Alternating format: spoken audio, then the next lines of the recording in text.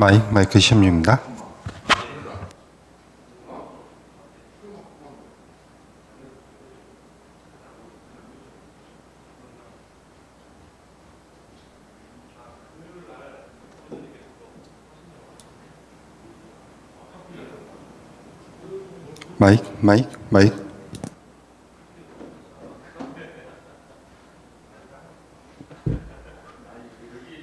마이크 시험 중입니다.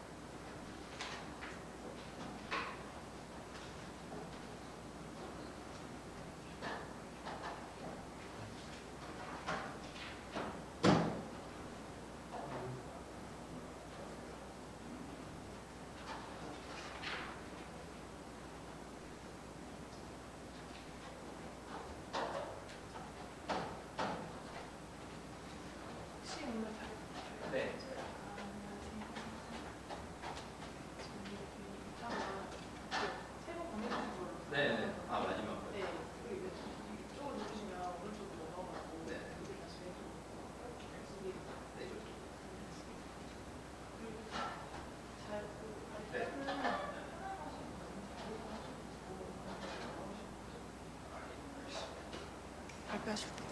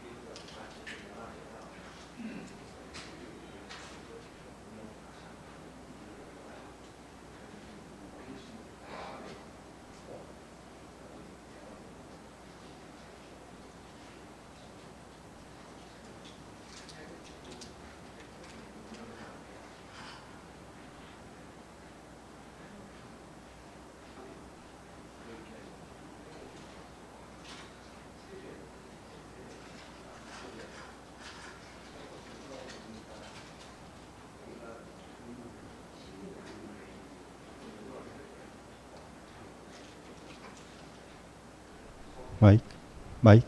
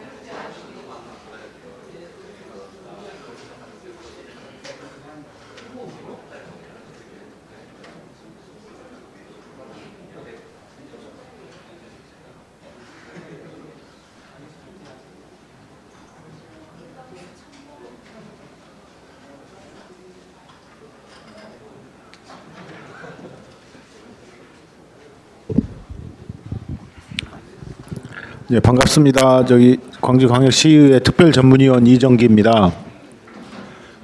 오늘 다섯 번째 제5차 조찬 간담회입니다. 오늘 좀 비도 오고 날씨도 춥고 그래서 아마 조금 늦으신 분들도 계시고 그런 것 같은데요.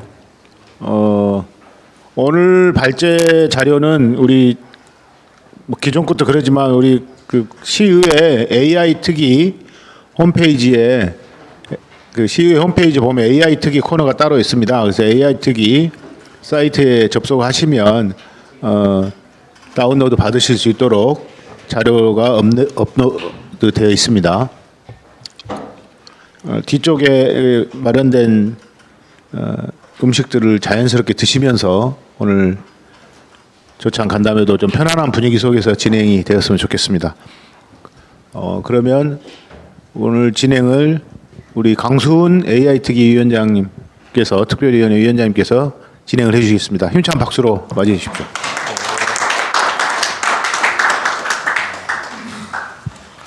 오차 조찬 간담회 만에 우리 이정기 전문위원께서 힘찬 박수로 저를 환영해 주셨습니다. 고맙습니다. 다들 귀한 시간이니까요. 바로 발제 듣도록 하겠습니다. 우리 김용현 한국광기술원 AI 에너지 연구센터장님 발제 듣고 여기 계신 현장의 목소리 듣도록 하겠습니다. 우리 김용현 센터장님을 큰 박수로 힘찬 박수로 환영해 주시기 바랍니다.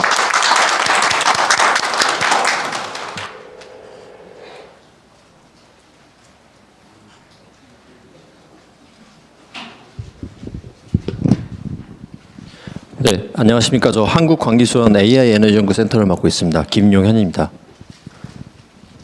오늘 말씀드릴 사항은 이미 발제 사항이 나온 것처럼 에너지 산업에서 AI의 활용에 대한 부분을 한번 같이 논의하는 자리로 저희가 알고 있고요. 그러면 에너지 산업에 대한 부분에서 이미 늘 많이 아시고 계시기 때문에 그 사항에서 어떻게 연계가 되고 또 AI가 우리 그 에너지와의 연계성에 대한 부분들을 진행을 하면서 향후에 광주시의 그 산업군들이 어떻게 하면 더 강화될 수 있을까에 대한 부분을 한번 고민하는 자리로 저는 한번 준비를 했고요. 제가 뭐 전부 다 모든 것을 알고 있지는 않지만 제가 알고 있는 제가 지금까지 연구를 해오고 그 다음에 산업의 현장에 대한 부분을 좀 들으면서 저희가 확보했던 내용들을 같이 공유하는 자리로 진행하겠습니다. 지금 정부는 지금 재생에너지 중심의 전환 정책을 현재 펴고 있습니다. 태양광, 풍력, 그다음에 이와 연관되어 있는 수소 연계 산업에 대한 부분으로 현재 진행이 되어 있고 각각의 그 태양광에 대한 부분들은 이미들 많이 아시겠지만 여기 BIPB라든지 아니면 어떤 그 적용성에 대한 부분들이 더 강화되고 있는 그러한 내용으로 진행이 되고 있고 또한 이제 그 광주는 크게 영향이 없지만 풍력에 대한 부분이 선안권으로서 그 강화되고 있는 부분도 나타나고 있습니다. 이제 수소에 대한 부분들은 지금 수소에 대한 부분들은 이제 수소가 잉여 전력을 통해서 수전을 통한 생산이나 이러한 내용들로 지금 강화되려고 좀 진행이 되고 있고 특히나 이제 수소에 대한 부분들은 아까 방금 말씀드렸던 전력에 대한 부분들의 그 불균형에 대한 부분들을 해소하기 위한 하나의 방안으로서 연구되는 부분도 있습니다. 그래서 이러한 내용들이 지금 계속 강화되고 있는 부분이다라고 말씀드릴 수 있고요. 그래서 계속적으로 지금 증가는 하고 있습니다. 태양광도 증가하고 있고 풍력도 증가했고 그다음에 전체적인 신재생 에너지에 대한 부분들이 계속 목표가 증가하고 있는 부분인데요. 작년에 그 11차 전력 수급 기본 계획에서 이미 나온 것처럼 이 기존의 10차 기본 계획에서 했던 것보다 더 상향한 상태에서 태양광이나 풍력 이러한 내용들이 더 추가 보급될 수 있도록 현재 진행이 되고 있다라고 하는 걸 볼 수 있겠습니다. 그래서 가속 보급 경로에 대한 부분들을 계속 채택을 하면서 기존에 보다 6.2기가와트 이상 더 상향돼 있는 상황이고요. 이러한 내용들이 38년도에 10차 온실가스 감축 계획에 대한 부분을 기본으로 해서 이런 보급 전망이 되어 있습니다. 이런 보급 전망에 대한 기본적인 내용들을 이제 11차 전력수급 기본 계획에서 보시면은 이렇게 지금 많은 그 광주에서 시도하고자 하는 내용들이 이미 담겨 있고요. 이 안에는 3단 영농형 태양광에 대한 그런 태양광 확산에 대한 부분하고 또한 그 이격 거리와 같은 그 입지 잠재력 확대에 대한 부분들을 완화에 대한 부분들을 가지고 있고요. 그다음에 개통 포화 지역에 대한 부분들에서 ESS에 대한 조기 배치나 이런 보강에 대한 ESS의 활용에 대한 부분들을 더 확대하고 있는 것들도 나타나고 있습니다. 지금 작년부터 AI에 대한 부분들이 더 많아지면서 데이터 센터에 대한 그 설치에 대한 부분들이 점점 증가하고 있는데 데이터 센터가 사용하고 소비하는 그 전력량이 굉장히 높습니다. 아시겠지만. 그래서 그 데이터에 대한 그 전력을 어떻게 하면 잘 수급할 수 있는가에 대한 부분도 굉장히 고민이 되고 있는 것들이고 그 상황에서 데이터 센터에 대한 수요 분산에 대한 연구에 대한 부분도 정책적으로 감화돼야 된다라고 하는 것들도 이미 담겨 있습니다. 그래서 이러한 내용들이 전부 다 이미 반영이 되어 있는 상태에서 어떻게 하면 우리가 앞으로의 재생에너지에 대한 정책들을 잘 반영할 수 있을까에 대한 부분들을 고민하고 있고요. 이러한 것들이 잘 반영이 돼서 활용하고 있는 측면들이 이번 정부에서 가장 큰 화두로 지금 나타나고 있는 알리백 산단에 대한 부분도 어떻게 하면 잘 적용할 수 있을까에 대한 부분들로 나타나고 있습니다. 태양광, 재생에너지에 대한 부분들이 굉장히 많이 설치가 되는데 그러한 것들이 어떻게 하면 기업들에게 더 혜택이 갈 수 있을 것인가. 국제적인 정세 안에서 우리가 어떻게 하면 그러한 내용들을 기업들에게 더 지원할 수 있을 것인가에 대한 부분들이 고민되어 있는 측면이라고 보시면 되겠습니다. 그래서 리니어블 에너지 100%, 그러니까 재생에너지를 전부 다 사용을 해서 기업들이 기존의 화석연료가 아닌 재생에너지로만 전부 다 산업단지가 구성될 수 있는 그러한 내용으로 지금 추진이 되고 있고요. 이제 이렇게 되다 보면은 더 많은 에너지가 필요합니다. 기업들이 지금 사용하고 있는 에너지가 지금 많이 설치가 돼 있다 하지만 그런 것들이 산단에서 사용하기 위해서는 좀 더 많은 확산이 필요해서 국가에서도 태양광이나 풍력에 대한 부분들을 세액공제를 지원 강화하기 위한 이런 내용들을 발의를 한 상태에 있습니다. 국가에서도.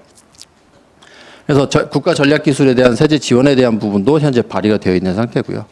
또한 전력망 특별법에 대한 부분을 통해서 국가 기관망에 대한 부분들을 더 확대를 해서 현재 저 뒤쪽에서 보여드리겠지만 어느 한쪽에 치우쳐져 있는 전력에 대한 부분들을 확산을 해야 되는 그러한 측면도 보여주고 있습니다. 그래서 그 대통령 공약 중에 하나인 에너지 고속도로에 대한 부분도 이 부분에서 같이 고민이 되고 있는 거다라고 생각할 수 있고요. 그래서 이러한 것들이 왜 지금 그러면 더 많이 우리가 고민을 해야 되는가에 대한 부분들은 이미 호남권의 신재생에너지 현황에서 보시면 많이 확인할 수 있는데요. 그 호남권에서는 풍부한 일조량과 바람 자원이 굉장히 좋습니다.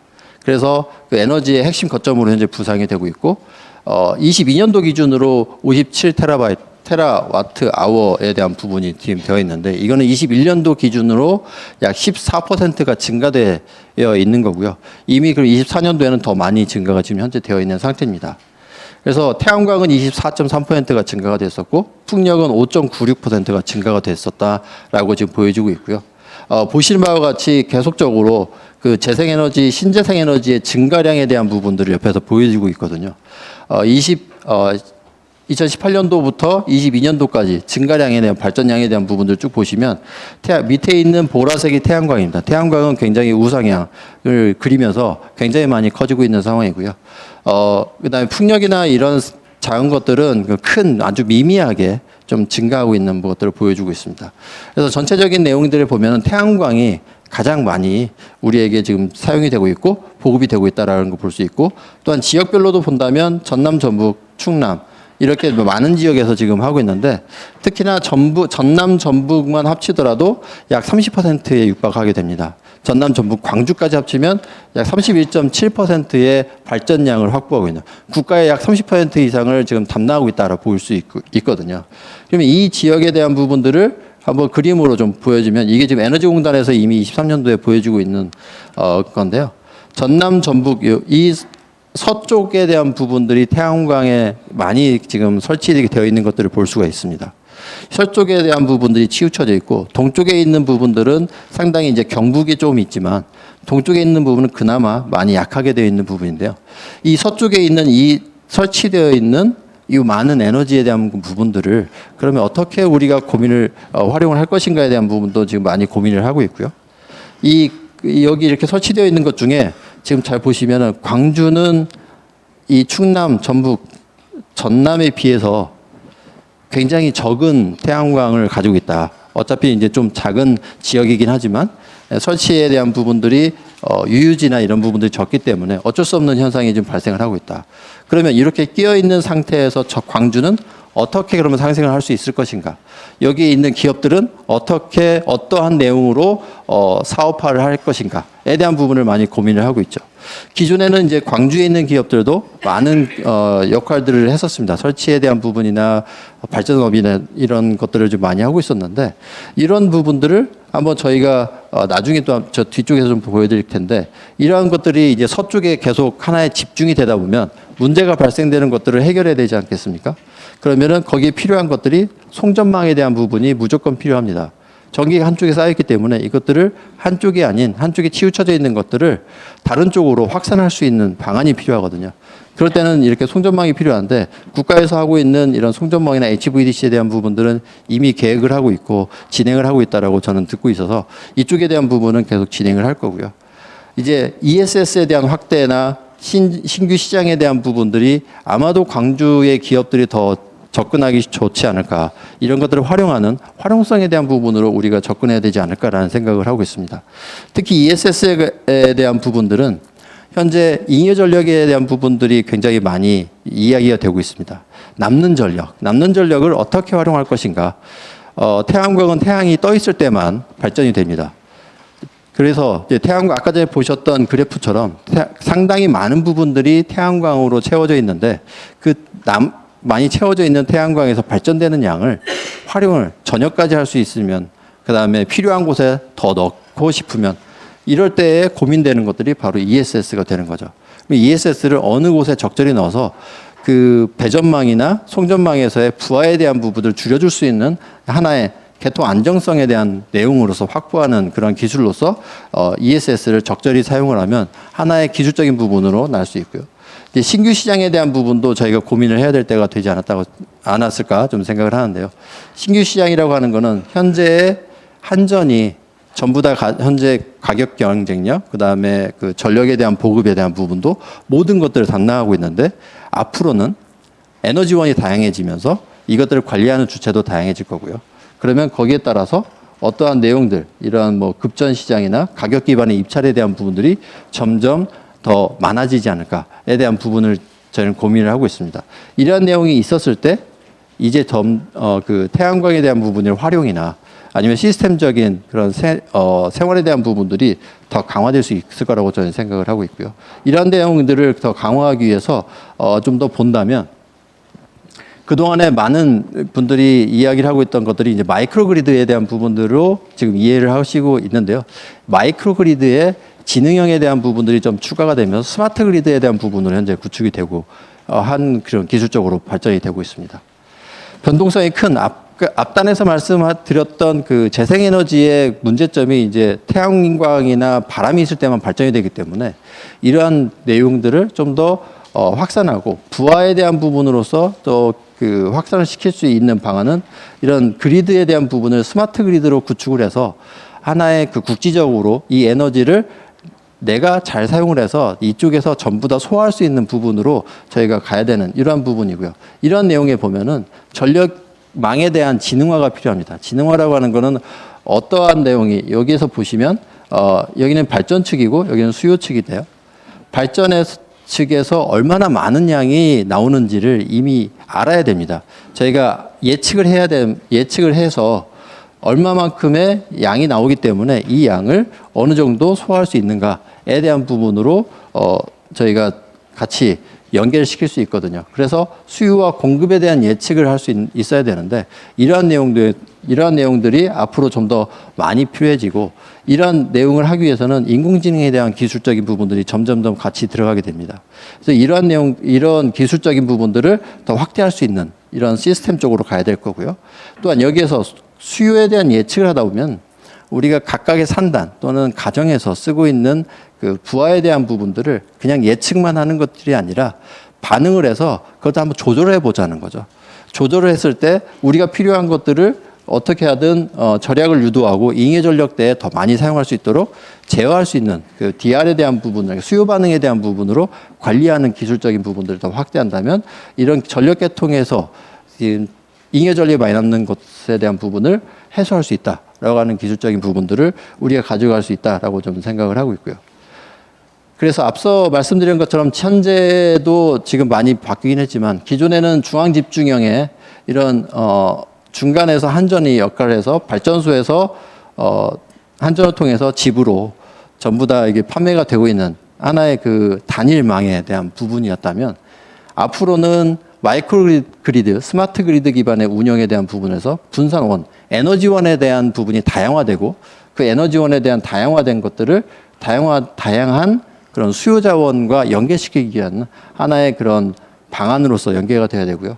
그래서 발전량, 소비량에 대한 예측에 대한 부분들이 가장 우선이 되고 또한 여기 이렇게 이제 다양한 그런 발전원과 수요원에 대한 예측이 진행이 되다 보니 다수의 기업들이 여기에 진입할 수 있는 기회가 많아지게 됩니다.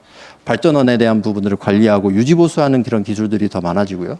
수요 관리에 대한 부분도 DR 사업과 또한 앞단에 있는 아까 전에 말씀드린 여기에도 나와 있는 ESS에 대한 부분을 운용을 해서 운영하는 사업자, 여러 가지 사업자들이 더 많이 나타나게 됩니다. 그러면 에너지 산업에서 인공지능과 연계시킨 그런 산업군이 점점점 다양하게 발전이 되는 거죠. 그래서 이러한 부분들은 앞으로 이제 데이터 기반의 에너지 거래까지 연계가 되면 더 쉽게 기업들이 더 잘 접근할 수 있는 방안이 될 수 있다라고 생각을 하고 있습니다. 그래서 광주에 대한 부분이 지금 AI가 특화 도시, AI 중점 도시입니다. 이런 부분들을 어떻게 우리가 갈 것인가에 대한 부분을 고민을 하게 되는데요. 제가 지금 이 부분을 확인을 했습니다. 올해 초에 한번 고민을 했던 건데요. 광주광역시 에너지 산업체 규모를 보면은 에너지 산업체가 약 100, 현재 운영하고 있는 것만 140, 50개 정도 됩니다. 이제 지금 리스트에 올라와 있는 건 약 300개 정도 되는데 그중에서 실제적으로 사람이 있으면서 운영하고 있는 기업들을 검토했을 때 약 100여 개 정도 되는데요. 140개 정도 되는데 그중에서 보면 상당 부분이 소규모 10명 이하의 기업군으로 지금 많이 되어 있다. 대기업 이렇게 많이 있는 그 30명이나 이상 되는 것들이 굉장히 많이 적다라고 하는 것들을 볼 수 있고요. 또 오른쪽에 있는 부분은 업태에 대한 부분입니다. 업태에서 보면은 왼쪽에 있는 것처럼 이 기타라고 써 있는 부분이 좀 있거든요. 이 기타라고 하는 부분들은 좀 이따 말씀드리겠는데 우선은 발전 시스템에 대한 설치에 대한 부분, 그다음에 에너지 저장 장치의 제작 및 설치에 대한 부분, 에너지 관리 시스템에 대한 부분, 변환 장치라고 말씀하신 이 부분보다 기타 업군에 대한 부분들이 더 큰 걸 볼 수 있습니다. 그래서 기타 군에 대한 부분을 보면은 설치하고 시공에 대한 부분이 굉장히 크거든요. 에너지 산업을 하시는 기업들의 상당 부분이 설치와 시공에 대한 부분으로 가장 많이 자리 잡고 있고요. 특히 이제 EPC에 대한 부분이나 또 설치도 에너지가 아니라 가로등과 같이 에너지 효율 그런 사업과 같이 연계되어 있는 기업군들이 굉장히 많습니다. 그래서 이런 하드웨어 기업 중심으로 굉장히 많이 편중이 되어 있다라고 하는 것들을 저희가 볼 수 있었습니다. 그렇지만 이제 기타군뿐만 아니라 에너지 저장 장치나 발전 시스템에서도 보면은 이 업종도 전부 다 설치업이 굉장히 많은 부분을 차지하고 있는 것들을 저희가 볼 수 있었거든요. 그러면 이런 기업들이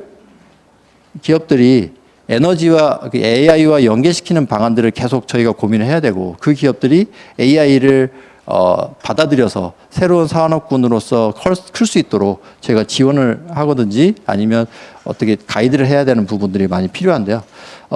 보시는 바와 같이 소프트웨어 및 AI 솔루션 기업이 비중이 AI 이 업종에서는 굉장히 낮은 부분을 되어 있고요.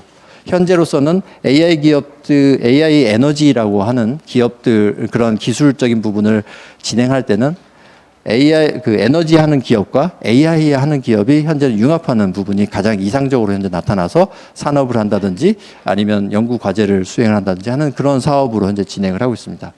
근데 이제 그것도 굉장히 올바른 상황입니다. 왜냐하면 기업들이 앞에서 보시는 바와 같이 종업원 수가 10명 이하 소규모 업체인 경우 본인들이 그 기술적인 부분을 확보할 수 있는 능력이 안 되기 때문에 어떠한 타 업종과의 결합을 통해서 새로운 산업군을 형성하는 것도 굉장히 큰 방향이라고 보고 있거든요. 그래서 그러한 것들을 계속 지원하거나 아니면 가이드를 해서 기업들이 이제 계속해서 AI 쪽으로 방향을 틀어서 에너지 AI 에너지 이런 부분들로 진행할 수 있도록 저희가 지원을 해야 되지 않을까 좀 생각을 하고 있습니다. 그래서 지금의 현상인데 이러한 부분들을 앞으로는 AI와 연계시키는 하나의 산업군으로서 AI가 결합되어 있는 산업군으로서 저희가 그 지능형 서비스 산업으로서 지원할 수 있도록 저희가 해야 되는 부분들이 필요하지 않을까 좀 싶고요. 이러한 내용들로 많은 기관들이 노력을 하고 있습니다. 그래서 AI에 대한 부분들을 계속 결합을 시켜서 진행을 하고 있고요. 근데 이러한 내용들이 그러면 이제 뜬구름 잡는 시비가 되기 때문에 어떠한 산업군들이 있느냐에 대한 부분들을 잠깐 보면 국내보다 이제 해외에 대한 사례를 좀 더 보면 해외에서는 AI 에너지의 플랫폼에 대한 부분들이 이제 국내와 같지 않고 좀 다양한 에너지 회사들이 연결시켜서 판매하는 것들이 좀 자유로운 부분이 있습니다. 미국과 일본 같은 경우는 한전이 하나가 아니라 이제 여러 개의 한전이 있어서 자기가 이제 계약을 하든지 아니면 지역 단위로 연계시키는 부분이 있다 보니 그러한 시스템에서 이런 일렉트론이라고 하는 이런 회사 같은 경우는 에너지의 운영에 대한 부분들을 잘 하기 위해서 어떠한 기술이 필요하냐. 그래서 AI와 연계시킨 블록체인에 대한 부분을 강화하는 이런 사업으로 현재 이런 사업군에 대한 부분을 연결시키고 있고요. 그다음에 구글 딥마인드에서는 지금 영국에서 시행을 했던 겁니다. 영국 자체의 에너지 절감을 위해서 데이터를 모아서 그 AI를 활용을 해서 에너지에 대한 그 공급과 수요에 대한 부분을 한번 밸런스를 맞춰보자라고 하는 연구도 진행을 했었습니다. 이러한 내용도 있었고요. 이제 테슬라 같은 경우, 우리가 이제 테슬라를 보면 테슬라는 자동차, 전기차라고만 생각을 하시는데 테슬라가 전기차를 사용하기 위해서 필요한 전기에 대한 부분을 고민을 하기 시작했습니다. 전기에 대한 부분을 화석의 에너지가 아니라 신재생 에너지, 재생 에너지로 담당을 해보자라고 해서 테슬라 같은 경우도 이런 패널, 그러니까 지붕 위에, 그러니까 미국에서는 이제 지붕이 단층이기 때문에 지붕 위에 까는 태양광과 배터리, 홈 배터리를 같이 연결시켜서 그 자기 집에서 충전할 때 태양광으로 충전할 수 있는 시스템도 같이 고민을 하고 있는 부분도 계속 나타나고 있죠. 그러면 기존에 있는 기술들은 이미 있고 이미 있는 기술들을 새롭게 연계시키는 방향을 한번 우리가 좀 고민을 해야 되지 않을까 싶은 거죠. 기존 AI에 대한 부분들이 엄청 새로운 부분으로 새롭게 아주 신선한 어떠한 기술로만 나타난 게 아니라 기존에 있는 기술들을 잘 융합을 해서 새로운 산업군으로 나타날 수 있다는 것들을 이 페이지에서 보여주고 있는 거라고 말씀드릴 수 있겠습니다. 그래서 이러한 산업군들이 AI에 대한 부분들이 이제는 점점 고민할 때 우리가 지금 생각하고 있는 게 뭐냐면 AI는 지금 두 가지 측면으로 생각을 하실 수도 있습니다. 지금 상황에서는. 한 1년 전까지는 AI가 우리를 도와주는 AI로 도구로서의 AI를 많이 생각을 했습니다. AI를 통해서 어떤 챗봇을 생각한다든지 AI를 통해서 내가 도움을 받는다든지 라고 하는 것들로 생각했는데 지금은 AI를 하시면 데이터 센터가 생각이 나죠. 데이터 센터에서는 부하로서의 AI로만 생각이 됩니다. 그러면 AI가 두 가지 측면이 있다는 것은 하나의 도구로서 내가 시스템 분석하고 효율화를 위해서 하는 내가 컴퓨터에서 쓰고 있는 AI를 활용을 할 수 있고요. 그런 그 AI를 돌릴 때 데이터 센터가 더 많은 부하를 더 많은 전기를 쓰게 되겠죠. 그럼 그 전기를 쓰는 AI 데이터 센터에 대한 부분들이 전기 소비량이 급증하기 때문에 이것들을 어떻게 또 제어를 할 수 있을까에 대한 그러니까 두 개의 측면에서도 우리가 좀 고민을 할 수 있다라고 하는 거죠. 그래서 이러한 내용들을 보시면 AI를 활용을 해서 할 수 있는 여러 가지 측면들을 이 한 그래프에서 좀 볼 수 있는데요. 이렇게 이제 재생에너지에 대한 부분들이 있다. 그러면 재생에너지에서 AI가 활용할 수 있는 부분들은 이렇게 수요 관리에 대한 부분들과 머신러닝을 활용한 예측, 그다음에 최적화 운영, 그다음에 컴퓨터 비전을 통해서 유지 보수할 수 있는 부분, 그리고 마지막으로 자연어 처리를 통해서 우리가 생각하고 자율 제어, 자율 운영에 대한 부분까지 연계시킬 수 있는 이런 기술들로 앞으로 된다면 AI 에너지 산업이 이제 점점 더 확대할 수 있을 거라 좀 생각을 하고 있습니다. 그래서 앞에 있는 것과 같이 저희가 신재생 에너지를, 재생 에너지를 AI와 연결시키면 기존에 있는 그냥 심플, 그냥 판매에 대한 부분이 앞으로는 알리백이나 탄소 중립과 연계시킬 수 있는 방향으로 더 확대를 될 수 있거든요. 기업들이 더 연계시킬 수 있는 방향들이 커지게 됩니다. 이제 이러한 것들은 앞에서 말씀드렸던 전력 계통의 유연성 확보하고 연계되는 이런 부분이라고 말씀을 드릴 수 있겠습니다. 그러면 이제 앞으로에 대한 부분이 이게 한번 그려봤습니다. 저도 이제 그 제미나이를 통해서 몇 가지 단어를 주고 한번 만들어보는 겁니다. AI 허브 센터가 광주에 들어왔을 때에 대한 부분을 그림으로 한번 그려봤고요. 이 안에 있는 기술적인 부분들은 제가 한번 따로 만들어봤는데 이렇게 AI 허브를 가지고서 AI 중심 도시에 대한 광주로서에 대한 부분을 갈 때 어떠한 부분들이 필요하냐. 그래서 각각의 기술적인 부분들이 재생에너지에 대한 부분을 어떻게 활용할 것인가에 대한 시스템과 공간적인 부분들을 제어해서 각각에 대한 그 화면적인 이 전체 공간에서 어떻게 에너지가 활용될 수 있는지에 대한 부분을 같이 연계시킬 수 있는 것과 그다음 앞으로의 기업들이 쓰고자 하는 그러한 기술들과 연계를 시켜서 하나의 그 새로운 AI AI 에너지 모니터링과 AI 허브를 활용할 수 있는 이런 산업군으로서 광주가 더 확대될 수 있지 않을까 좀 생각을 하고 있습니다. 이러한 내용들이 점점 진행을 하면 앞으로는 이런 주요 연계 분야라고 제가 말씀을 드릴 수 있는 것들이 제가 이제 계속 이야기를 하고 있는 건데 에너지 효율 최적화에 대한 부분으로 산업군에 대한 부분이 점점 강화돼서 건물이나 공장에서의 에너지 소비 패턴을 구현할 수 있는 건물 에너지 관리 시스템과 연계시키는 하나의 산업군으로 커질 수 있고요. 그다음에 재생에너지에 대한 부분들도 연계를 시켜서 변동성에 대한 부분을 우리가 관리할 수 있는 이러한 시스템으로 확대할 수도 있습니다. 그다음에 발전 운영 효율에 대한 부분으로 해서 원자력 및 화력 발전소도 있지만 재생에너지와 연계시킬 수 있는 예방정비 수행에 대한 부분을 같이 할 수 있는데요. 전체적인 이렇게 이제 글로만 나와 있으니까 개념이 이제 밑에서 좀 설명을 좀 드리면 왼쪽에 있는 것들이 현재 운영하고 있는 저희의 발전소, 건물에 대한 데이터라고 생각하시면 됩니다. 이러한 데이터들을 이러한 오른쪽에 있는 최종 목표, 최종의 서비스 모델로 만들기 위해서는 이 가운데의 역할을 광주의 AI 데이터 센터를 통해서 광주에 있는 기관을 통해서 지원을 해서 기업들이 오른쪽에 있는 하나의 서비스 모델을 도출할 수 있도록 한번 지원해 주면 어떨까 좀 생각을 하고 있고요. 일어날 수 있는 기관들은 굉장히 많습니다. 저희도 하고 있고 뭐 전자연, 전기연 전부 다 많이 있기 때문에 그런 기관들과 기업들이 잘 매칭이 되면서 하나의 서비스 산업에 대한 부분으로 커가면 좋겠다라고 저는 생각을 하고 있고요. 이런 모델들을 위해서 저희는 그 인공지능 1단계 사업에서 인공 에너지 분야를 담당을 해서 에너지 분야의 장비 구축과 기업 지원을 한 20년부터 24년 작년까지 저희가 지원을 했던 적이 있습니다. 그래서 그때 저희가 장비 구축을 열심히 잘 해놨습니다. 기업들에게도 서비스도 열심히 했고요.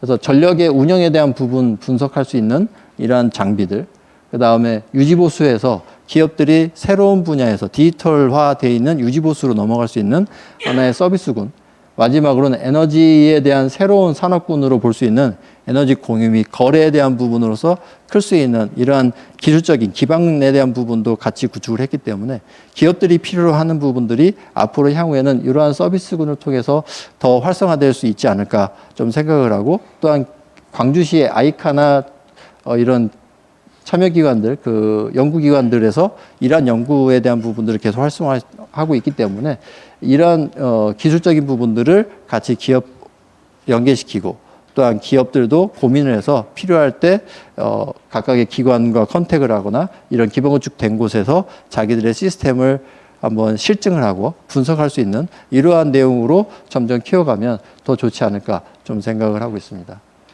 그래서 재생에너지에 대한 부분들이 이렇게 이제 활성화되는 것들은 앞에서 말씀드렸던 이런 내용으로 계속 진행이 될 겁니다.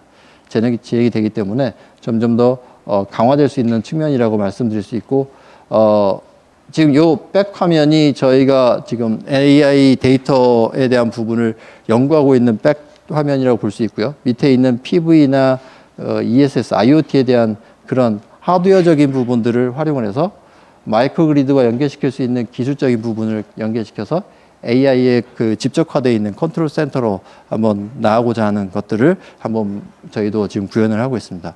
그래서 오늘 말씀드리는 거는 새로운 산업군에 대한 부분들을 한번 어떻게 고민할까, 그다음에 기업들이 어떤 방향으로 할 수 있는지에 대한 부분을 한번 말씀드리는 자리로 이렇게 발표하였습니다. 네, 병청해 주셔서 감사합니다.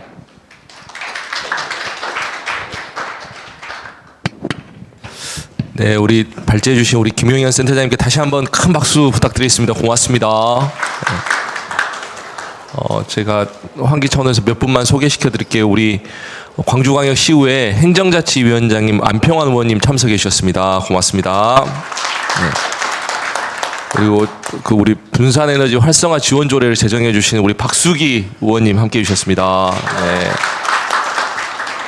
그리고 우리 최초의 개원 이래 여성 의장님 문선화 동구의 의장님도 함께 해 주셨습니다. 네, 고맙습니다.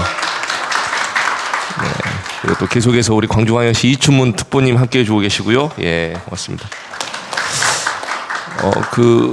네, 우리 이명로 의원님, 네, 방금 도착하셨습니다. 네, 고맙습니다.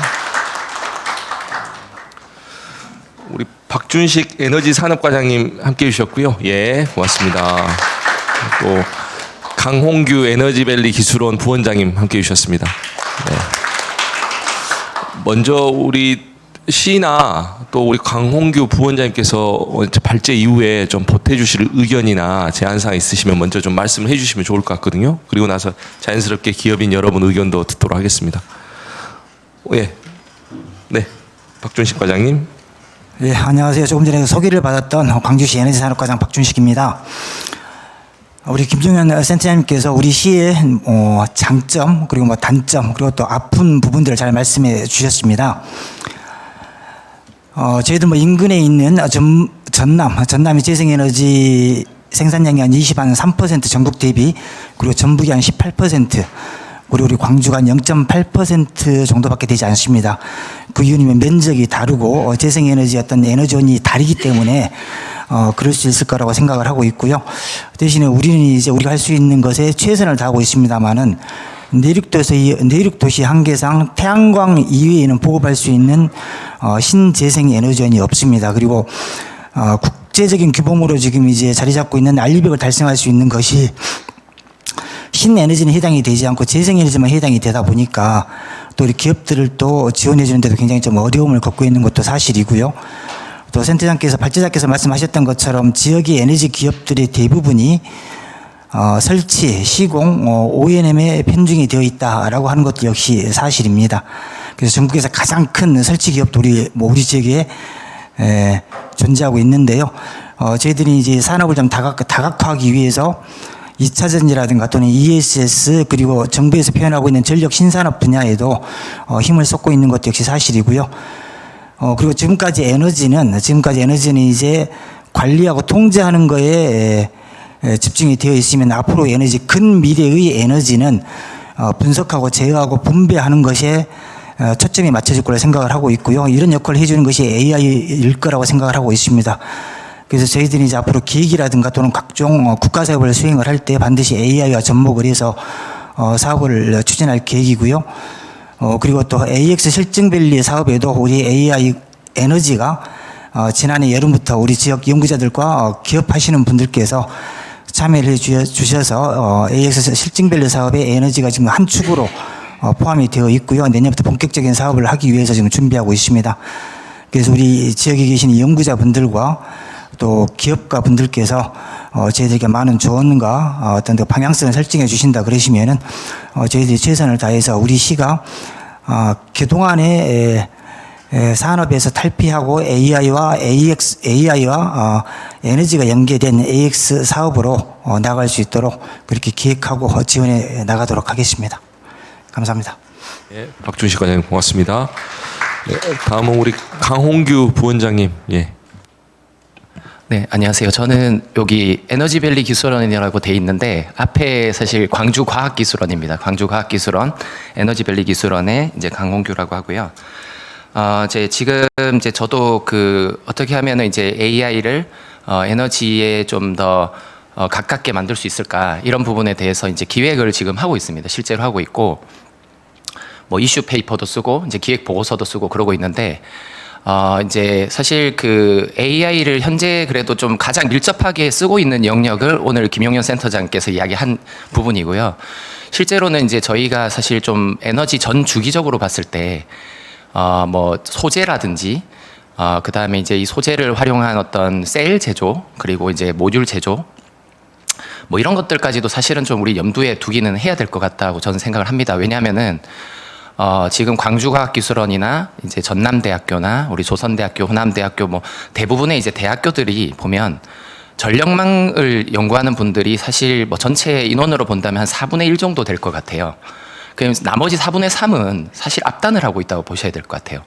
그러니까 앞단을 우리가 고려하지 않으면 지역 인재들은 여기 있지를 않을 겁니다. 나머지 에너지 인재들은 다 다른 지역으로 갈 수밖에 없는 상황이고 저희가 지금 사실 소재라든지 셀 그런 제조 그런 부분의 고부가치 제조에 대해서 생각을 좀 별로 안 하고 있는 부분들이 있어서 어떻게 하면 이 부분을 이제 AI하고 접목을 시켜서 이제 고부가치화를 할까 이제 그런 고민을 하고 있는데 그래서 결론적으로 조금 요즘에 좀 도달한 결론은 자율화라는 개념입니다. 그러니까 AI를 이용하는 오토 랩 그리고 오토 팹, 오토 프로세스 뭐 이런 개념인데 이미 이제 전력망 쪽은 이제 그런 쪽으로 하시는 이제 기업들도 계시고 좀 확장을 많이 했습니다. 근데 이제 아직도 저희 학교만 해도 소재를 연구하는 분들이 트라이 앤 에러 방식으로 연구를 합니다. 그러니까 이제 해보고 만들어보고 안 좋으면 다시 하고 뭐 이런 방식으로. 근데 이제 그 방식은 이미 중국에 우리가 졌기 때문에 지금 이제 우리가 지금 약간 불편한 진실은 그 전력망을 구성하는 그 ESS라든지 태양광은 전부 중국산입니다. 예, 그러니까 우리가 설치를 하면 할수록 중국이 잘 되는 거라 보시면 될 것 같아요. 그러니까 근데 왜 그렇게 밀렸냐? 인력의 문제입니다. 그러니까 중국은 소재를 개발해도 뭐 X, Y, Z 축으로 다 스캔을 뜨고 있는데 우리나라는 인력이 적고 그리고 또 이렇게 취합해서 하기가 좀 어려운 이제 부분들이 있다 보니까 굉장히 그쪽에 취약합니다. 그래서 이제 지금 제 생각에는 이제 앞단 우리 AI 중심 도시로서 정말 나아가려면 모든 학교 그리고 연구기관 특히 이제 그 전력망뿐만 아니라 앞단에 있는 그런 이제 뭐 소재라든지 셀 제조를 할 수 있는 그런 대부분의 연구기관들이 AI로 빨리 무장화를 하고 그리고 그거를 이제 우리 지역에 있는 기업들로 확산하는 전략을 좀 펼쳐야 전주기적인 어떤 그런 형태가 완성되지 않을까 그런 생각을 좀 하게 됐습니다. 그래서 사실 제가 이제 회의를 갔을 때 어떻게 하면 지역 인재들이 이렇게 안착을 할 수 있을까?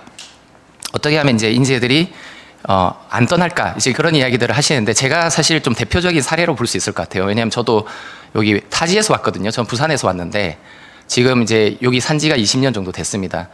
저도 학교를 이제 지스트에서 나왔고 이제 쭉 있게 됐는데 좀 가장 큰 사유 중에 하나는 제가 봤을 때 이제 기술 창업 아닐까 싶습니다. 그러니까 결국은 본인들이 개발한 기술을 창업을 좀 많이 할 수 있는 환경을 만들면 타 지역을 가지 못하게 됩니다, 사실. 예. 그래서 어떻게 보면 이제 그 우리 학교에 있는 그 어떻게 보면 그 분야들의 좀 정합성을 그 시하고 같이 맞춰가고 그리고 그 부분을 또 창업을 좀 활성화할 수 있는 방향을 만든다면 정말 많은 이제 인재들이 이 지역에 남아서 좋은 일자리나 그런 것들을 창출해낼 수 있다 그런 생각을 좀 하고 있습니다. 네, 일단 이상 마치겠습니다. 네. 네. 말씀 감사합니다. 그 지역 인재 양성 그리고 왜 떠나지 않게 우리가 어떻게 해야 될 것인가 관련해 가지고 우리 오늘 광주 소프트웨어 마이스터 고등학교 최홍진 교장 선생님 모셨거든요. 이어서 해주실 말씀 있으실 것 같은데, 네, 네. 네, 저는 지금 이런 자리가 처음입니다. 지금 5차 전에 사실 우리 학교하고 좀 더 연계된 이런 내용들이 있었는데 오늘 좀 참석하게 됐는데요. 여기 지금 계신 분들도 광주에 소프트웨어 마이스터 고등학교란 학교를 모르신 분이 꽤 많으실 것 같아요. 참고로 말씀드리면 2017년에 개교를 했거든요. 그 전시는 광주 전상고였는데 지금 우리 학교가 사실은 개교 이래 취업률이 한 80%를 유지하다가 지금 좀 떨어지고 있어요. 가장 큰 이유가 이 AI 때문입니다. 우리 학생들은 소프트웨어 개발자로 취업을 하는데 AI가 사실은 많이 지금 뭐 미국에서도 많은 부분들이 실직하고 있잖아요. 올해 같은 경우는 취업 시장이 상당히 안 좋습니다. 그런데 이제 80%의 취업률을 봤을 때 광주에 정착한 학생들이 10%가 안 됩니다. 즉 90% 정도 학생들이 타시도로 취업을 하고 있거든요. 그 이유가 광주에서 인공지능 사업단도 추진하고 많은 기업들이 와 있지만 실제적으로 취업과 연계된 사례가 극히 드뭅니다. 그래서 이런 부분들이 지역에서 우리 학생들이 정주할 수 있도록 정말 이 지역에 태어나서 이 지역에서 교육을 받고 이 지역에서 가정을 꾸리고 살 수 있는 그런 정착 시스템은 결국은 일자리인데 우리 학생들이 계속 떠나는 모습, 지금은 사실은 정주를 하고 싶어 합니다. 우리 학생들이. 그래서 이런 부분들을 같이 가면 좋겠고요. 우리 학생들이 사실 상당히 우수한 학생들이거든요. 중학교 성적이 30%인데 학생들인데 그 학생들이 지금 창업한 학생들도 2명 있고 지금 재학생 중에 이번에 취업한 친구도 연구원으로 1명 뽑혀서 가기도 하고요. 그런데 이런 세부적인 내용들을 홍보를 해도 잘 안 되더라고요. 그래서 이번 기회에 대학에 대한 어떤 부분보다 마이스터 고등학교 학생들, 즉 특성화고나 직업교육 학생들에 대한 인력 양성에 조금 더 관심을 가져줬으면 하는 바람입니다. 저는 이 AI 분야가 사실은 우리 학생들이 학문적으로 접근하기는 너무 어려운 부분이죠. 지금 제가 이제 하고 있는 것은 에이전트 쪽에 학생들의 교육을 많이 치중하고 있거든요. 즉 어떻게 AI를 활용해서 기업에 도움이 될 수 있는 인력으로 시킬 것인가 이런 부분에 좀 치중하고 있는데요. 가장 큰 어려움이 AI를 가르칠 수 있는 강사가 학교 내에서는 인력풀이 좀 부족하다는 거죠. 그래서 산학개민교사를 이촉하고 있는데 이런 부분도 좀 도움을 좀 받고 싶습니다. 네, 많은 관심과 우리 학교에 많은 학생들이 취업할 수 있도록 도움을 주셨으면 감사하겠습니다. 네, 교장 선생님 고맙습니다. 네. 우리 김세영 이사님 오셨는데요. 혹시 제안 주실거나 이렇게 하고 싶은 말씀 있으세요? 또 소개도 좀 해주시고. 네. 마이크 이거 누르시면 됩니다. 예. 네, 저는 현재 전남대에서 이제 통계학 AI 전공으로 이제 박사 졸업을 앞두고 있고요. 현재 창업도 병행해가지고 XR AI라고 하는 컨텐츠 기반 AI 회사 지금 같이 병행하고 있습니다. 그래서 사실 뭐 제가 연구 분야가 에너지 쪽은 아니어서 오늘은 좀 정보를 들으려고 와가지고 좀 내용을 많이 경청하고 가도록 하겠습니다. 감사합니다. 네. 앞서 우리 정경훈 기자님 에너지 관련해서 궁금한 사항이 많으시다고 질문 주셔도 좋고. 예. 네.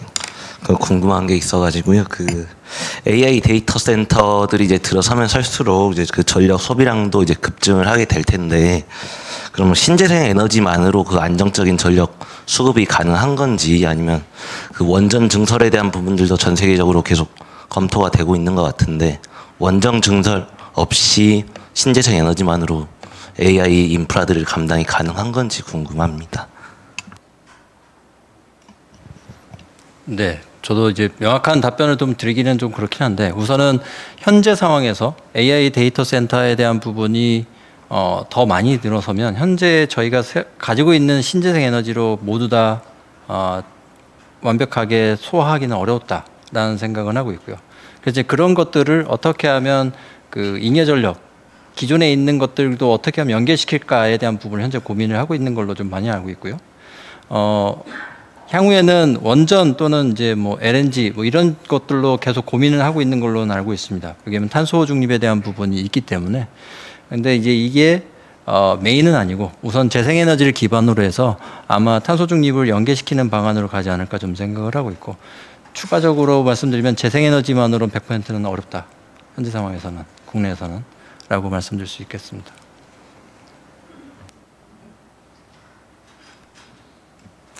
안녕하세요. 이스트스포트 김철현입니다. 제가 직접 제주도에서 에너지공사하고 관련해서 지금 제어 분야 관련한 사업들을 좀 진행을 하고 있는데요.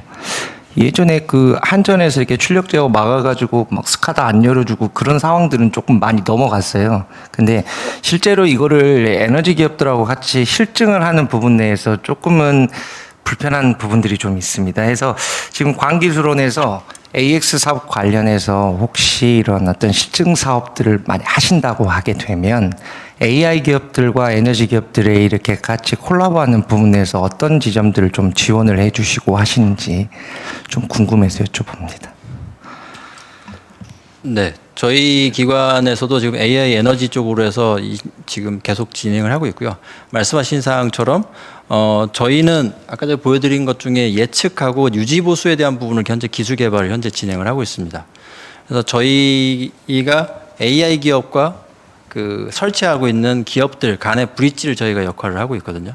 그래서 AI 기업은 에너지를 잘 모르시고 에너지 기업은 AI를 모르십니다. 그래서 각각의 접점이 없다 보니까 서로 어떻게 연결하지? 라고 하는 부분만 서로 굉장히 많이 힘들어 하세요. 그러면 저희가 AI와 에너지에 대한 접점을 저희가 만들어서 이 AI 기업에서 사용하고 있는 그런 프로토콜이나 API를 만들어서 에너지 기업의 API와 연결시켜서 효율화에 대한 사업군 하나 만들어 드린다든지 뭐 이렇게 기업 지원에 대한 부분도 현재 진행을 하고 있고요. 또한 이제 광주시에서 많이 도와주셔서 저희가 전문위원 연계 활성화 지원 사업이라고 해서 기업들을 광주에 있는 기업들을 지원하는 사업이 있습니다. 그래서 그 기업들이 필요로 하는 컨설팅이나 아니면 그 장비 분석에 대한 부분도 저희 자체적으로 이제 사업비를 받아서 지원해드리는 사업이 있기 때문에 기업들이 필요로 하시는 부분들이 있으면 저희한테 요청을 하시면 저희가 그 전문가와 연계를 시켜드리든지 아니면 저희가 가지고 있는 장비와 그런 전문가를 활용을 해서 새로운 사업군에 나갈 수 있는 부분들을 같이 연계시킬 수 있는 사업군으로 뭐 미팅한다든지 할 수는 있습니다. 그러면 그 규제나 보안적인 부분 내에서도 광기술원께서 중간 허브 역할을 하시면서 좀 정리를 해주신다는 의미로 받아들이면 될까요? 지금 말씀하신 규제 쪽에 대한 부분은 솔직히 조금 뭐 많이 같이 풀어야 되는 부분이 있습니다. 그래서 광주 TP에서 이제 규제 산업에 대한 부분을 진행을 하고 있거든요. 그래서 같이 연계를 시켜서 규제 혁신 사업이나 이런 내용으로 같이 진행을 해서 하면은 크게 문제되지 않을 거라고 생각을 합니다. 저희가 이거 예측 분야도 마찬가지지만 제어 분야 관련해서는 사실은 아직은 상용화가 좀 어려워서 네네. 제주도에서 이제 처음으로 하고는 있는데 그런 규제 분야나 이런 부분들이 조금만 가운데서 허브 역할을 잘 해주시고 열리게 되면 굉장히 AI 기업과 에너지 기업들이 같이 콜라보해서 어떤 시너지를 낼 수 있는 효과들이 좀 많이 있을 것 같아요. 그래서 네네. 그 부분이 된다고 하면 기업 차원에서도 아마도 조금 뭔가 새로운 어떤 모델, 비즈니스 모델을 만들어서 뭐 참여도 저희 기업뿐만 아니고 많은 기업들이 참여할 것 같습니다. 네, 알겠습니다. 네. 네. 그 테크노파크에서 이 규제 관련된 부분을 발굴하는 건가요? 센터장님 어떻습니까? 아니면 어떤 요청이 오면 그것에 대해서 니즈를 파악해서 진행해 가는 건가요? 지금 광주 테크노파크에서 지금 오시는 김은섭 단장님 계신 것 같은데요. 네. 그 제가 알기로 이제 규제 샌드박스를 진행하기 위한 하나의 그런 그 기획을 한번 모집을 해서 진행을 하고요. 향후에 뭐 중기부든 산업부에다가 규제 샌드박스에 대한 걸 제안을 해서 과제화시켜서 뭐 풀어서 하나의 사업군을 만든다든지 이런 걸로 좀 진행을 하는 걸로 제가 알고 있습니다. 네네. 우리 김은섭 본부장 오셨으니까 직접 한번 말씀 좀 부탁드리겠습니다. 앉으셔가지고 예, 그 규제 관련해가지고 예예.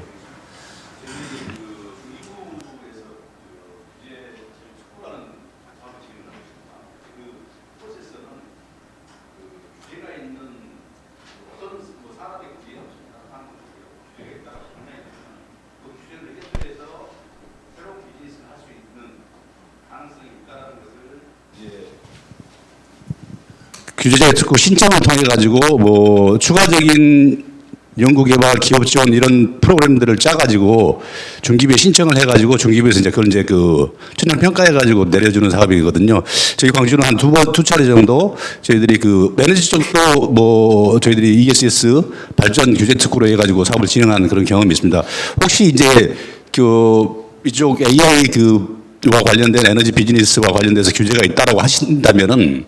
저희 쪽에 신청을 하시면은 저희들이 이제 사전 기획을 합니다. 이게 실제 규제가 있는지 없는지에 대해서 그리고 이 규제를 통해 가지고 만약에 규제가 해소가 된다라고 하면은 새로운 비즈니스를 열 수 있는지 그런 가능성들을 쭉 검토를 해가지고 저희들이 중기부에 신청을 해가지고 중기부 평가를 통해가지고 사업을 받는 전체적으로 한 200억에서 400억 규모 이 정도 예산 지원을 받고 있는 그런 사업이 되겠습니다.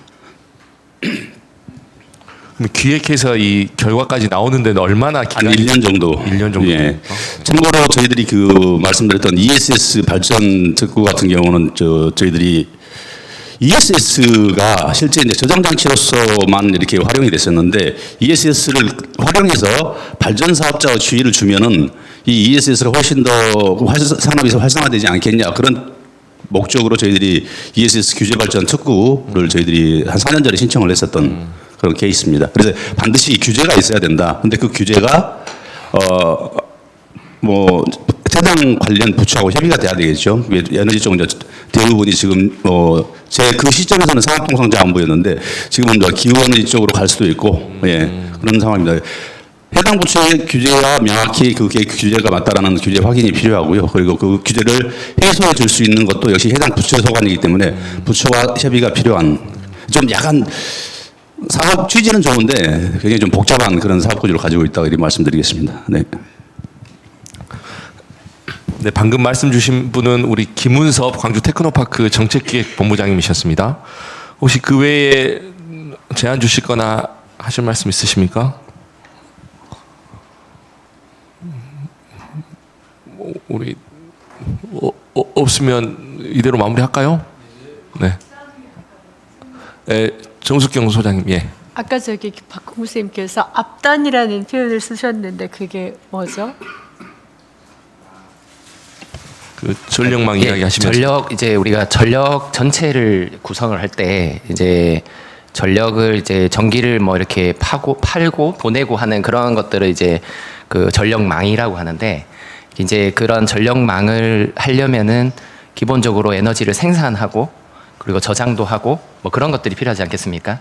그럼 에너지를 생산하는 거라고 하면은 이제 태양전지 같은 거, 태양광 발전 같은 게 이제 생산이고 저장이라고 하면은 이제 ESS라고 하는 배터리가 이제 이제 기본적인 이제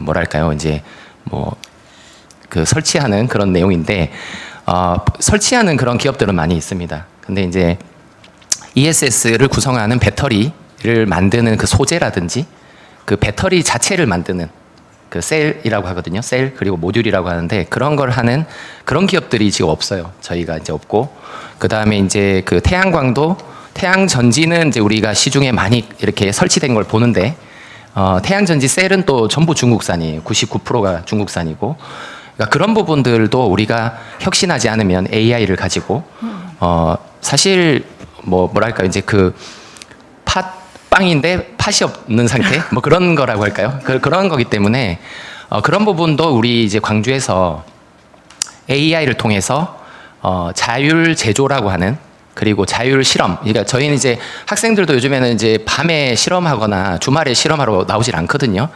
특히나 이제 그러다 보면 더더욱이나 이제 더 느려지죠. 근데 이제 그거를 이제 자동화할 수 있는 이제 로보틱스라든지 AI 기술들을 도입을 해서 24시간 계속 그게 이제 실험이 일어나게 하고 24시간 계속 제조가 일어나게 하고 하는 그런 시스템을 이제 광주에서 해 나가야 되지 않겠나 이제 그런 개념으로 제가 말씀드렸습니다. 제가 제안 하나 드려요. 저기에 아까 이제 그 A형으로 테슬라 얘기를 했었는데 테슬라 쪽이랑 이제 웹하면서 서로 이제 소통하다가 이런 생각을 해본 적이 있어요. 저희 이제 광주 전남의 특징은 농업이잖아요.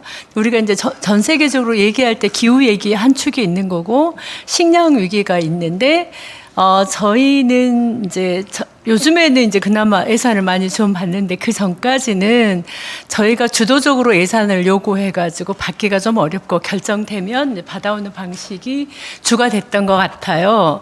그래서 제가 이제 제안을 드리면 오히려 앞으로 광주가 잘할 수 있는 산업 분야는 저는 이제 음식이나 문화 산업 이게 경쟁력도 있고 그러니까 여기에 출신들이 서로 올라가서 성공한 부분은 그 산업이었다. 특히 이제 DJ 정부터 제가 이제 관찰을 하면 그렇고요. 실제로 광주 분들이 굉장히 부지런하고 그다음에 창의력이 굉장히 높아요. 그런데 이 부분이 제가 보기에는 전체 이 사회적인 분위기에서 혹은 너무 정치나 이런 것들이 과도하게 얘기되면서 좀 사장되어 있거나 기능을 제대로 발휘하지 못한다. 애들이 뭔가 얘기를 해도 들어주는 않기 때문에 재미없고 일자리도 없고 그래서 이제 가버린다. 그래서 저는 AI를 이제 사회 문제를 해결하고 사회 혁신자로서 혹은 우리 사회 문화적인 환경을 바꾸는 도구나 근데 그런 역할을 해야 된다는 관점을 가지고 있거든요.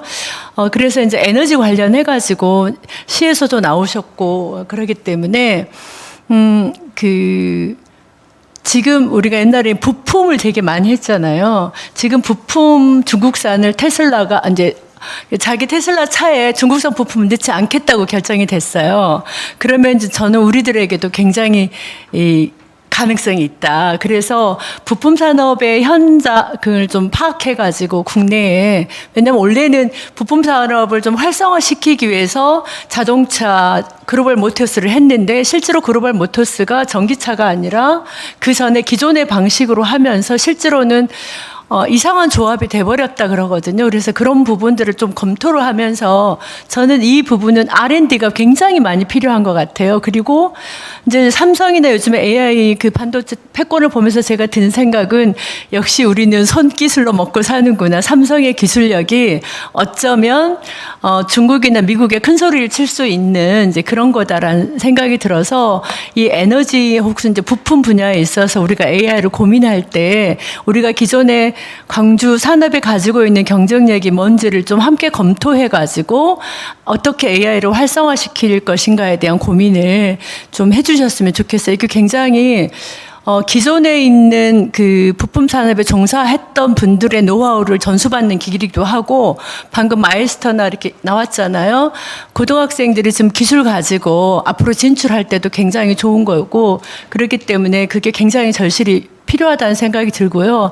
그리고 한 가지 저는 이제 주로 정책 연구하고 정책 개발했던 사람으로서 한마디만 더 말씀드리면 정책에서 중요한 건 앞으로의 그 변화를 전망해가 미리 준비하는 거거든요.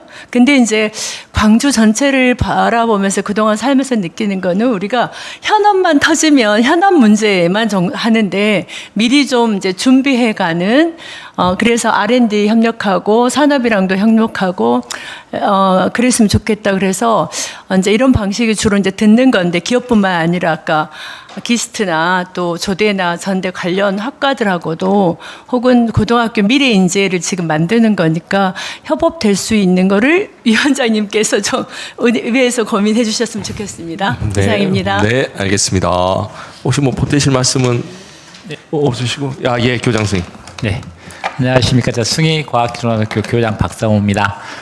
이 모임 두 번째 하고 있는데 들으면서 굉장히 많은 것들을 좀 경험하게 됩니다. 제가 궁금한 게 하나 있는데 조금 전에 제가 같이 하면서 우리 최용진 교장 선생님하고 같은 경험을 갖고 있습니다. 우리 아이들이 광주에 정착하지 못하는 이유 중에 하나는 광주에 정착할 수 있는 기업들이 없다라고 하는 것이 가장 큰 문제인데 그것은 두 번째로 질문하겠습니다. 저희들이 조금 전에 보니까 재생에너지 0.8%밖에 되지 않는다고 하는데 조금 기조 발표하셨지만은 우리 김용현 선생님께서 보시기에 광주의 재생에너지 가지고 뭐 데이터 센터나 AI 관련된 어떤 허브를 만들 수 있겠는지 그게 가능하다고 판단되신가요? 재생에너지 가지고. 지금 말씀하신 재생에너지의 데이터를 쌓거나 재생에너지의 데이터를 활용한다라고 하는 측면으로 제가 이해를 하면 될까요? 아니면 네네네. 그런 측면으로서는 현재 그 기업들이 AI 기업들이 지금 많이 와 있기 때문에 그러한 아까 옆에 계신 분도 계시겠지만 그 관리나 운영에 대한 부분들을 계속 활용하려고 하는 기업들은 있습니다. 이제 그러한 기업들이 정주하기 위한 그러니까 데이터 센터와 연계시키는 이런 방향들만 조금 더 강화시키면 그러면 이제 그 많은 그 채용도 일어나고 여기에서 더 많이 정주하지 않을까 좀 생각을 하는 겁니다. 네, 좋습니다. 그래서 저희들 또 이 의원님도 와 계시기 때문에 저희들이 제일로 안타까운 게 우리 고졸 특성화 고등학교나 마이서 고등학교 아이들이 강주에 정주를 하려면은 우리 아이들한테 일정한 쿼터를 주어서 아이들이 채용될 수 있도록 그런 방안들이 있어야 합니다. 근데 쿼터를 주지 않기 때문에 다 마이서 그렇게 좋은 아이들이 광주를 떠나고 있거든요.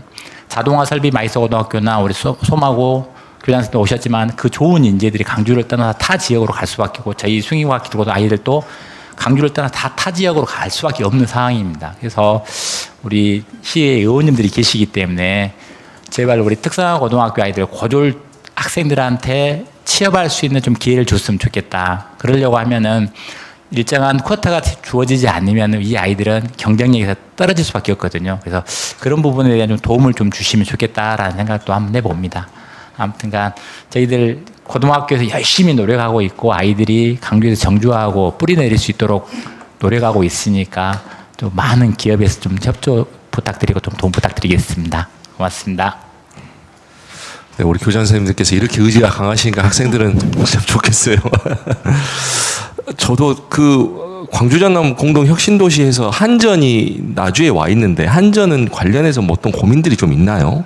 특히 지역 기업이나 이 지역하고 협력해서 뭘 해보겠다라고 하는 의지나 이런 게 있는지가 좀 궁금해요. 우리 센터장님 어떻습니까? 좀 그쪽하고 소통을 많이 하실 것 같아서. 네. 제가 알기로도 굉장히 많이 그 안전에서도 고민을 하고 있고요. 전남과 광주에 있는 기업, 기관들하고 협력을 해서 이쪽에서의 그 프로젝트나 아니면 산업에 대한 부분을 고민을 하고는 계속 있습니다. 그래서 여기에서 적절한 그러니까 AI와 연계시키는 한다든지 재생에너지의 관리라든지 그다음에 뭐 각각의 지역마다의 특성이 있기 때문에 그러한 것들을 같이 고민하고 있는 걸로 알고 있고요.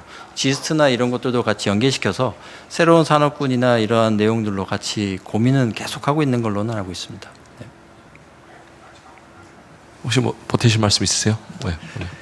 그 지금 제가 여기 그 이름 타이틀에 있는 에너지밸리 기술원이라고 하는 조직이 이제 탄생하게 된 배경이 이제 그 한 8년 전쯤 그 한전이 이제 내려왔을 때 이제 그쯤으로 해서 광주과학기술원, 우리 광주시 그리고 한전이 공동 출자해서 만든 기관입니다. 그래서 사실 그 한전이 나주에 있기 때문에 사실 이제 우리는 혁신도시라고는 하지만 좀 나주 쪽에 좀 더 많이 포커스돼 있는 부분도 있는 것 같아요. 그리고 특히 이제 켄텍이 만들어지면서 그쪽에 또 투자를 하고 있기 때문에 약간 좀 양분화된 부분이 좀 있는 것 같아요. 그래서 그 이제 에너지 생태계 조성처라고 있습니다. 거기 이제 거기에 있는 처장 이제 유동희라고 하는 처장께서는 굉장히 같이 하고 싶어하는 의지는 강하신 것 같아요. 그래서 이제 제가 알기로도 우리 에너지 산업과 과장님도 자주 이제 만나 뵙고 하는데 아무래도 좀 더 우리 시 차원에서의 어떤 전향적인 좀 협력 체계를